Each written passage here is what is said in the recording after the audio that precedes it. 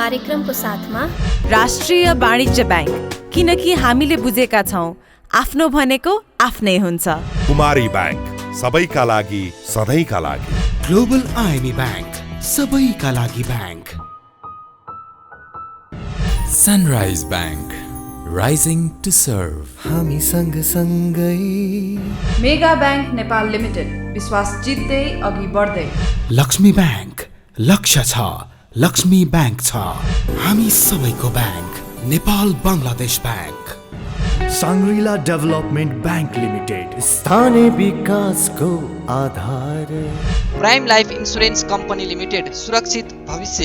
Lumbini general insurance company limited, ensuring risks for prosperity. Progressive Finance Limited, our business is to finance yours. NIBL Ace Capital, managing shares, managing investments. अर्थ मन्त्रालयले आगामी आर्थिक वर्ष 2078-79 को budget निर्माणका लागि गृह कार्य सुरु गरेको छ। चालु वर्षको बजेटको अर्धवार्षिक समीक्षा गरेसँगै मन्त्रालयले आगामी वर्षका लागि सरोकारवालाहरूसँग छलफल सुरु गरेको हो। यता माघ महिनामा नेपालको इतिहासकै सबैभन्दा बढी मासिक आयात भएको छ। आयात अघिल्लो आर्थिक वर्षको माघको तुलनामा 31% बढेर 1,42,39 करोड रुपैयाँ पुगेको छ।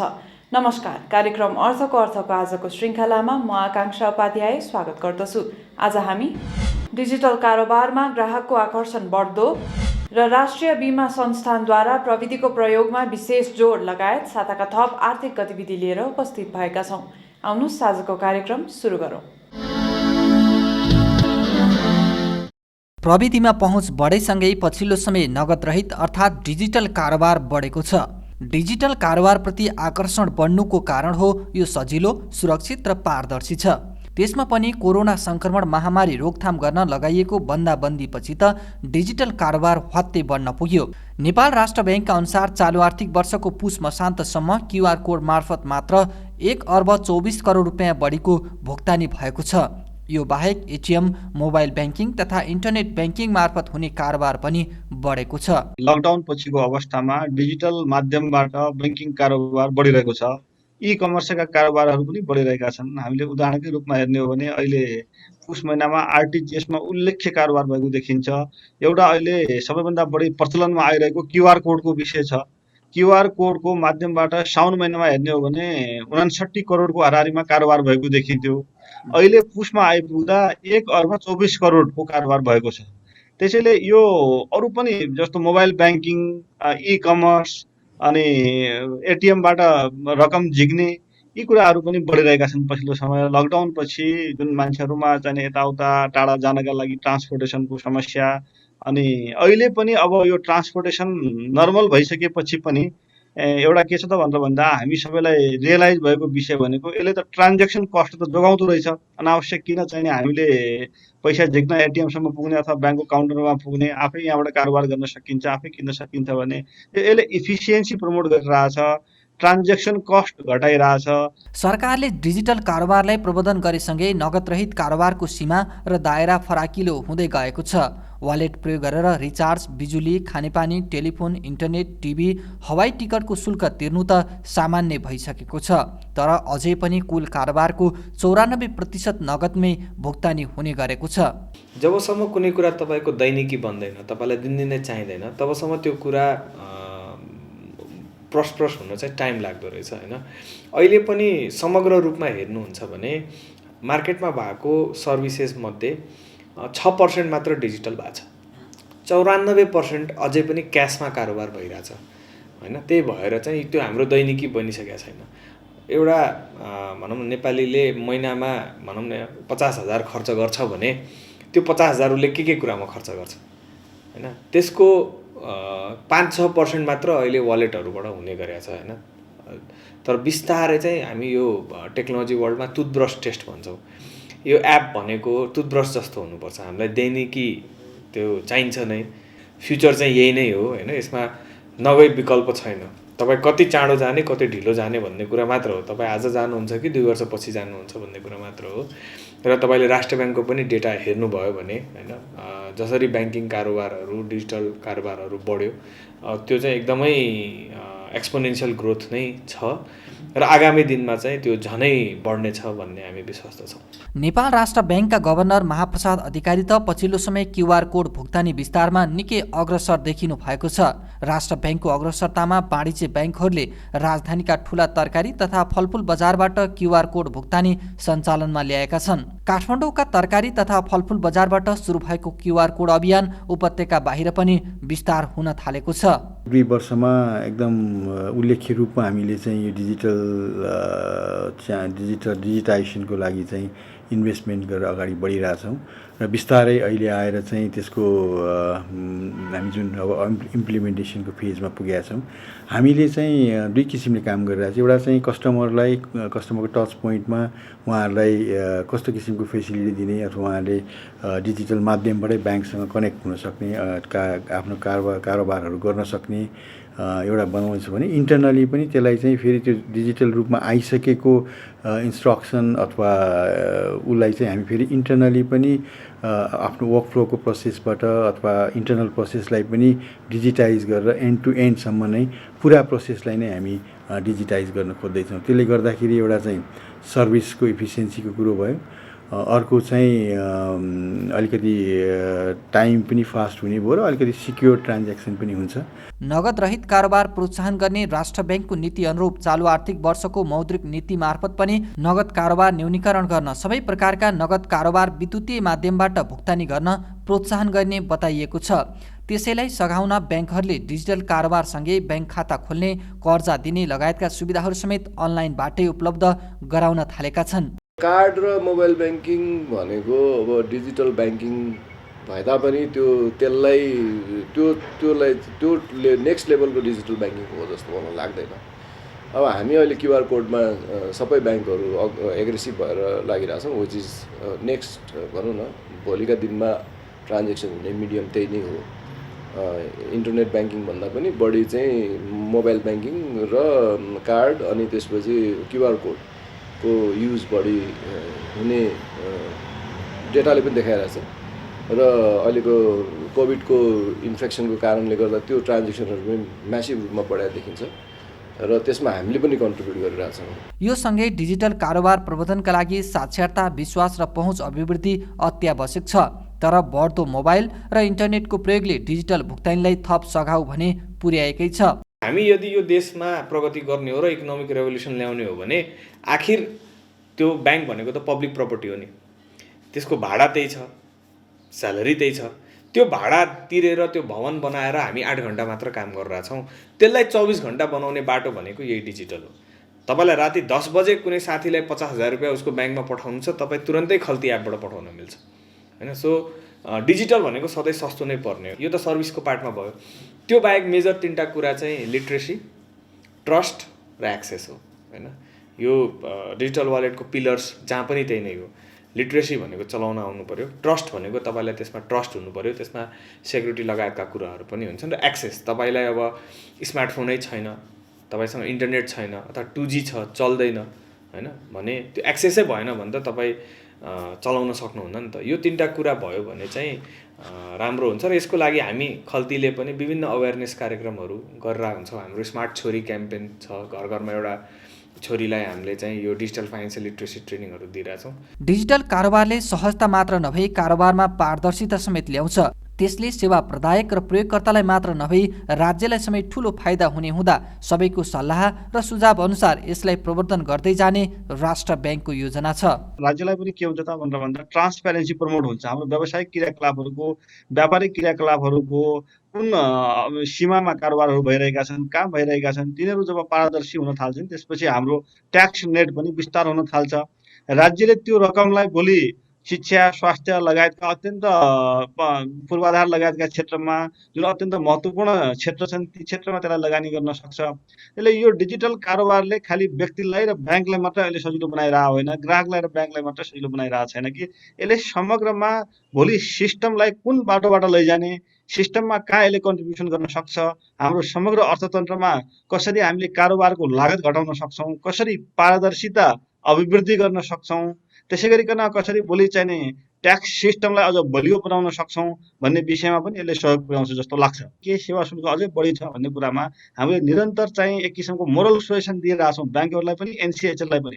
तपाईँहरूले सेवा शुल्क घटाइदिनुहोस् र धेरै ठुलो परिमाणमा डिजिटल कारोबार हुँदाखेरि त तपाईँहरूको कारोबारको भोल्युम बढ्दै जाँदा रेभेन्यू पनि बढ्छ, त्यसैले तपाईँलाई समस्या हुँदैन भनेर हामीले चाहिँ उहाँहरूलाई भनिरहेछौँ। डिजिटल कारोबार बढेसँगै सञ्चालन जोखिम पनि त्यत्तिकै बढ्न जान्छ। अर्काको युजर नेम र पासवर्ड चोरी गरी रकम चोरी गर्ने, ब्याङ्क तथा वित्तीय संस्थाको सर्भर ह्याक गरी रकम स्थानान्तरण गर्ने लगायतका घटना नेपालमै घटिसकेका छन्। तसर्थ सम्भावित जोखिम न्यूनीकरणका लागि ब्याङ्क तथा वित्तीय संस्थाले सुरक्षण प्रणाली बलियो बनाउनुका साथै राष्ट्र ब्याङ्कले पनि प्रभावकारी अनुगमन र सुपरिवेक्षण गर्नुपर्ने जानकारहरूको सुझाव छ। भर्खरै प्रस्तुत गर्यौं डिजिटल ब्याङ्किङ सम्बन्धी सामग्री। अबको पालो ब्रेक।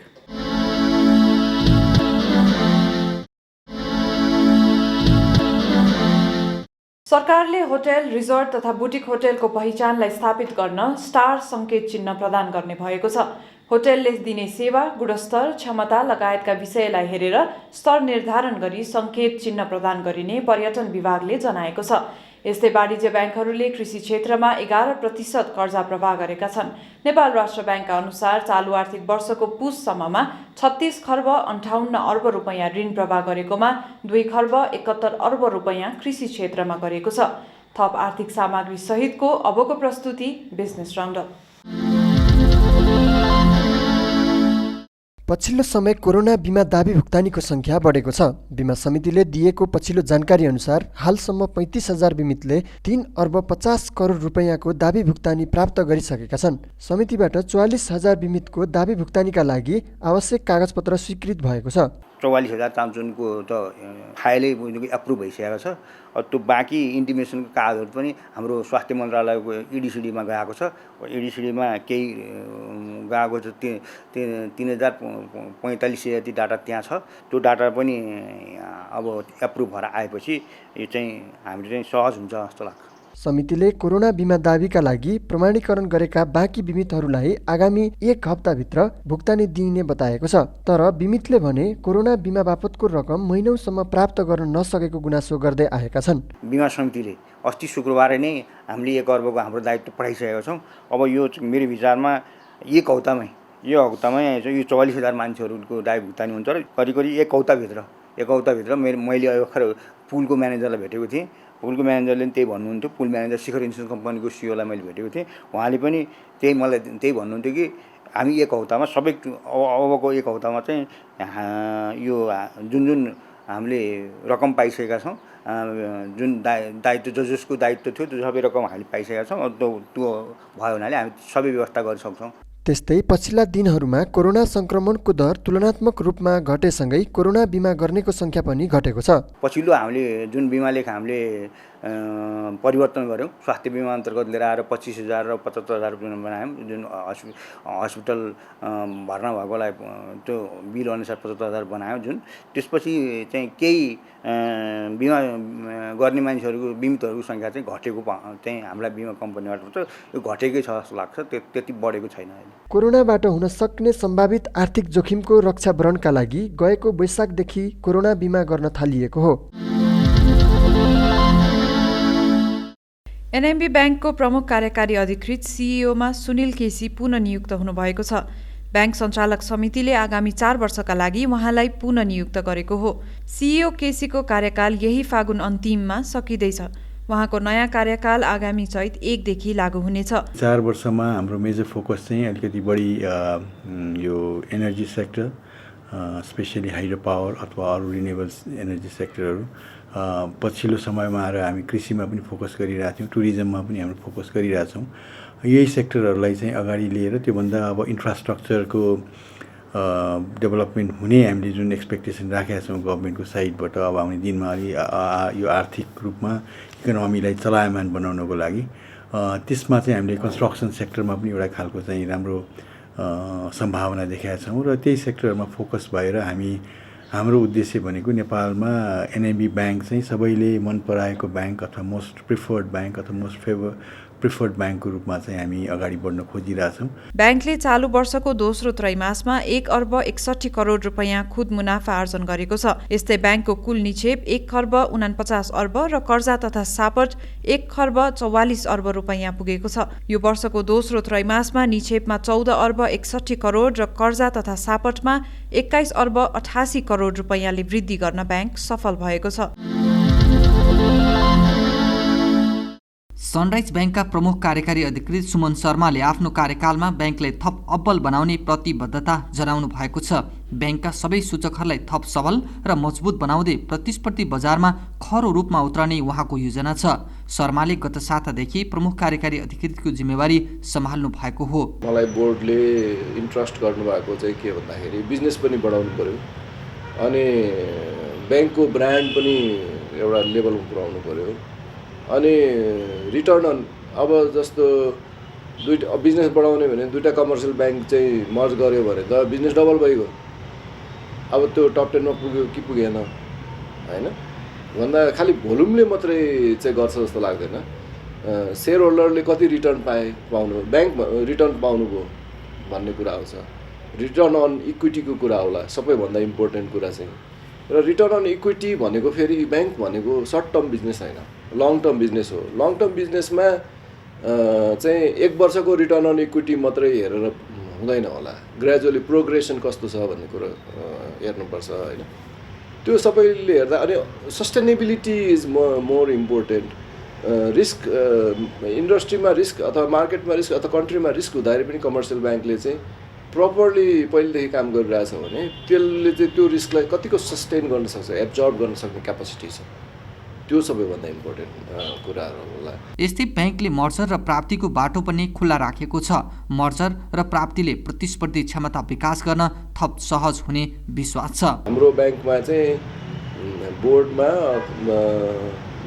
र हाम्रो कलिगहरूमा चाहिँ मर्जरको एस्पिरेसन छ र मर्जरको पनि एउटा भनौँ न राम्रो पार्टनर हामीले पाउँदाखेरि मेरो चाहिँ 100% कमिटमेन्ट हुन्छ ब्याङ्कलाई चाहिँ मर्जर गरेर अगाडि बढाउने भनेर।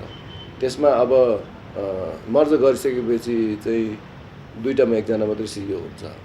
सो त्यसलाई मैले खासै ठुलो इम्पोर्टेन्सको रूपमा लिएको छैन र ब्याङ्कलाई चाहिँ यदि मर्जरको अपर्च्युनिटी आयो लाइक माइन्डेड टाइपको ब्याङ्कसँग चाहिँ मर्ज हुने सम्भावना भयो भने चाहिँ मैले त्यो कुरालाई चाहिँ एन्डसम्म पुर्याउँछु भन्ने मेरो कमिटमेन्ट छ। यस ब्याङ्कले चालु आर्थिक वर्षको दोस्रो त्रैमाससम्ममा 94 करोड 94 लाख रुपियाँ खुद नाफा कमाएको छ। त्यस्तै निक्षेप सङ्कलन 92 अर्ब 40 करोड रुपियाँ छ भने 86 अर्ब 96 करोड रुपियाँ कर्जा प्रवाह गरेको छ। काठमाडौँको नक्साल स्थित नारायण चौरमा सञ्चालित फिलिपिनो बेक सपका बेकरी आइटमहरू ग्राहकले निकै रुचाएका छन्। ग्राहकलाई विभिन्न प्रकार र स्वादका बेकरी उपलब्ध गराउने उद्देश्यले गत डिसेम्बरदेखि बेक सप सञ्चालनमा ल्याइएको हो। लामो समय विदेशमा काम गरेको अनुभवका आधारमा झन्डै 2 करोड रुपियाँ लगानीमा बेक सप सञ्चालनमा ल्याइएको भेषबहादुर खड्काले जानकारी दिनुभयो। बेक सपमा न्यूनतम 1000 रुपियाँदेखि 40,000 रुपियाँसम्मका बेकरी आइटम अर्डर अनुसार उपलब्ध हुनेछ। साथै ती सामग्रीको डेलिभरी समेत गरिने जानकारी दिइएको छ। हामीसँग राष्ट्रिय बीमा संस्थान सम्बन्धी सामग्री बाँकी नै छ, त्यसअघि छोटो ब्रेक।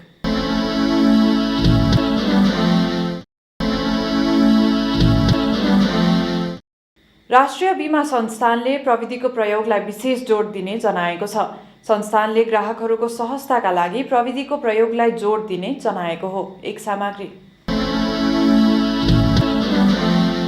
राष्ट्रिय बीमा संस्थानले चालु आर्थिक वर्षको दोस्रो त्रैमासमा 5 अर्ब 65 करोड रुपियाँ प्रिमियम सङ्कलन गरेको छ। गत वर्षको तुलनामा चालु आर्थिक वर्षको यो अवधिमा प्रिमियम सङ्कलन 1 करोड 6 लाख रुपियाँ घटेको हो। चुक्त पुँजी 18 करोड 10 लाख रुपियाँ रहेको संस्थानको जीवन बीमा कोषमा 31 अर्ब 72 करोड रुपियाँ रहेको छ। यस अवधिमा संस्थानले बीमाङ्कीय मूल्याङ्कन अघि 2 करोड 67 लाख रुपियाँ खुद नाफा कमाएको छ। आगामी दिनमा व्यवसाय विस्तारका लागि पुँजी वृद्धि गरी अघि बढ्ने संस्थानको योजना छ। अहिलेसम्म हेर्ने हो भने हाम्रो मार्केट सेयरको हिसाबले पनि हामी धेरै तल छैनौँ, धेरै कमजोर अवस्था छैनौँ। करिब 10-12% मार्केट सेयर हामीले चाहिँ क्याप्चर गरिरहेछौँ र हाम्रा ग्राहकहरू र हाम्रो एउटा गुडविल एउटा सरकारी निकाय सरकारी संस्था हो यो र विश्वसनीयता जुन बजारमा छ त्यो विश्वसनीयताले अडाएको छ र मात्रै एउटा टेक्निकल कमी कमजोरीहरू आन्तरिक कमी कमजोरीहरूको कारणले कहीँ कुरा कोट्याउने ठाउँ भए तापनि समग्रमा बजारमा चाहिँ विश्वसनीयता चाहिँ गुमेको छैन। पुँजी चाहिँ अत्यन्त कम छ। यसको एउटा कारण के रह्यो भने अहिले बिमा ऐन आइसकेपछि जीवन बिमा कम्पनीहरूको क्यापिटल 2 अरब पुग्नुपर्ने हो, तर हाम्रो छुट्टै ऐन भएको हुनाले चाहिँ हाम्रो त्यसमा 50 करोड मात्रै राष्ट्रिय बिमा संस्थान ऐनमा पुँजीको व्यवस्था गरिएको छ। त्यो हिसाबले हामीले पुँजी वृद्धि गर्न अलिकति कठिनाइ परेको थियो र पुँजी वृद्धि नगरिकन हाम्रो स्ट्रेन्थ राम्रो हुँदैन। त्यो हिसाबले पुँजी वृद्धिको योजना पनि बनाएर पेश गर्नु भन्ने खालको उहाँहरूको निर्देशन पनि प्राप्त भएको छ र हामीले चाहिँ अब हाम्रो सरोकारवाला भनेको हाम्रो प्रमोटर 3वटा मात्रै हो। उहाँहरूले विगतका दिनमा पनि हामीले बनाएको क्यापिटल प्लान अनुसार हामी अगाडि बढ्न तयार छौँ भन्ने खालको कुरा गरिसक्नु भएको छ र अब एक चरणको छलफलपछि हामी यो पुँजी वृद्धि कसरी गर्ने भन्ने एउटा निर्कलमा पुग्छौँ र पुँजी वृद्धि गर्छौँ। पुँजी वृद्धि नगरिकन हामी सस्टेन हुन सक्ने अवस्था चाहिँ रहँदैन। उसो त संस्थानको विगत 1 दशकदेखिको लेखा परीक्षण र विमाङ्कीय मूल्याङ्कन हुन बाँकी छ, त्यसले पुँजी वृद्धिको योजना समेत प्रभावित बनेको छ।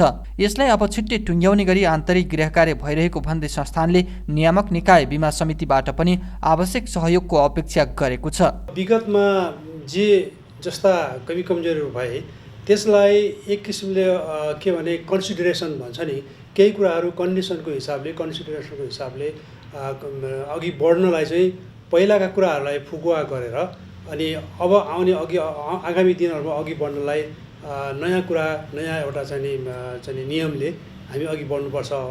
अब यो लेखा परीक्षण नै यसको चाहिँ सबभन्दा के भन्दाखेरि कठिनाइ अहिले रोकिएको लामो समयसम्म करिब 10 वर्षसम्मदेखिको लेखा परीक्षण भएको छैन। त्यो हुने बित्तिकै हामी चाहिँ के भन्दाखेरि एकदम सहज रूपमा अघि बढ्न सक्छौँ। कुरो समस्या के भने सोल्भेन्सी जुन रेट छ त्यो सोल्भेन्सीको कुराहरू 10 वर्ष अगाडिको सोल्भेन्सी अहिलेको नियमअनुसार लगाएर त्यो नमिल्ने कुराहरू छन्, कति कुराहरू एकदम बाजिने कुराहरू छन्।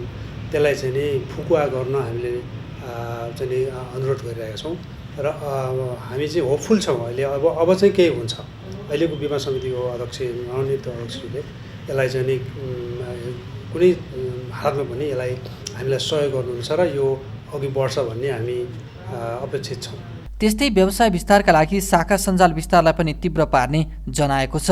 हाल संस्थानको 22 शाखा कार्यालय मात्र सञ्चालनमा छ। यो वर्ष 2वटा शाखा थप गरी कुल शाखा सङ्ख्या 24 पुर्याउने संस्थानको योजना छ। त्यसका साथै प्रविधिको प्रयोगलाई पनि उत्तिकै जोड दिँदै जाने जनाइएको छ। हाम्रो शाखा विस्तारको क्रम चाहिँ अत्यन्त पछाडि परेको अवस्था रह्यो विगतमा। हामी 50-54 वर्षसम्म आउँदाखेरि हाम्रो जम्मा शाखाहरू 8वटा रहेका थिए विगतमा, स्वीकृत भएका शाखाहरू, त्यो पनि सबै सञ्चालनमा रहेका थिएनन् र सञ्चालन रहेका शाखाहरूबाट पनि हामीले 1-2 शाखाभन्दा बढीबाट बिमा लेख जारी गर्न सक्ने अवस्था थिएन र हामीले अहिले पछिल्ला दिनहरूमा चाहिँ वार्षिक कार्ययोजनामै शाखा कार्यालयहरू विस्तार गर्ने योजना राख्यौँ। यो वर्षको असारसम्ममा हामीले चाहिँ 24वटा शाखा कार्यालयहरू बनाउने योजना गरेका छौँ। त्यो अनुसार 22वटा शाखा कार्यालयहरू हाम्रो खुलिसकेको छ। विगतमा हाम्रो कुनै प्रदेशमा एउटा पनि शाखा कार्यालय थिएन भने अब सबै प्रदेशमा हामी चाहिँ पुगिसकेको अवस्था छ। अहिले डस बेस सफ्टवेयरबाट हामी काम गरिरहेका थियौँ। त्यो हिसाबले हामीले इन्टिग्रेटेड सफ्टवेयर लागू गर्न नसक्दा एउटा ब्रान्चको कारोबारहरू अर्को ब्रान्चबाट हेर्न नसक्ने अवस्था थियो। अहिले पछिल्लो दिनमा आइसकेपछि हामीले नयाँ सफ्टवेयर वेब बेस्ड सफ्टवेयर सुरु गरेका छौँ, जसले गर्दा 46 साल साउन 1 गतेभन्दा भएका सम्पूर्ण कारोबारहरू हाम्रो सफ्टवेयरबाट देख्न त्यो सेवा लिन सकिन्छ। यस संस्थानले पछिल्लो समय व्यवसाय विस्तारमा निकै फड्को मार्दै आएको छ। बिमा शुल्क, बिमा कोषको आकार लगायतको आधारमा संस्थानले बिमा बजारको 12% भन्दा बढी हिस्सा ओगटेको दाबी छ। यी थिए आजका प्रस्तुतिहरू। थप आर्थिक गतिविधिका लागि हाम्रो अफिसियल वेबसाइट www.arthakharta.com लगइन गर्न सक्नुहुनेछ। आजको निर्धारित समय सकिएको छ। म लगायत सम्पूर्ण युनिटलाई बिदा दिनुहोस्। नमस्कार।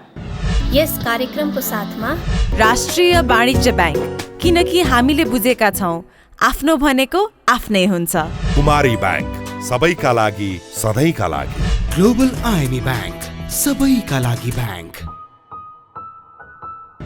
Sunrise Bank, rising to serve. हामी सँगसँगै मेगा ब्याङ्क नेपाल लिमिटेड, विश्वास जित्दै अघि बढ्दै। लक्ष्मी ब्याङ्क, लक्ष्य छ, लक्ष्मी ब्याङ्क छ। हामी सबैको bank, Nepal Bangladesh bank. Shangrila development bank limited, स्थानीय विकासको आधार। Prime life insurance company limited, सुरक्षित भविष्य। Lumini General Insurance Company Limited, ensuring risks for prosperity. Progressive Finance Limited, our business is to finance yours. NIBL Ace Capital, managing shares, managing investments.